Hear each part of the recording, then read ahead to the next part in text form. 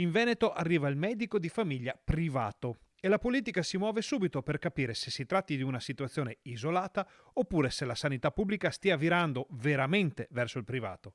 Se lo chiede, e lo chiede pure alla giunta regionale, anche Fabrizio Boron, che ricorda come le prime esternalizzazioni di servizi ospedalieri siano passate sotto traccia per poi diventare quasi normalità. Ricordo già nel passato, quando si parlavano di servizi ospedalieri alle cooperative, sembrava così qualcosa di piccolo, qualcosa di passeggero, e invece oggi sappiamo e abbiamo tutti sott'occhio che molte parti dei servizi all'interno del servizio sanitario vengono affidati a cooperative private. La domanda sorge spontanea: si va verso una sanità privata? Dico, è solo l'inizio o è solo una notizia così estemporanea?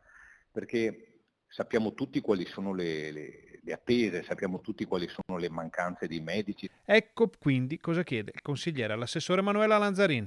La Regione come si pone su questo tema? È un tema che osserva, che attenta, ed è soprattutto è un tema che gli sta a cuore, perché dobbiamo aumentare l'organico di medicina generale, ma soprattutto non dobbiamo dar adito che magari domani ci troviamo dei medici privati dove chi ha i soldi se lo può permettere e chi non ha i soldi aspetta una visita magari settimane o mesi. Non è solo questione di carenza di personale. Secondo molti bisogna cambiare radicalmente l'organizzazione della sanità in Veneto.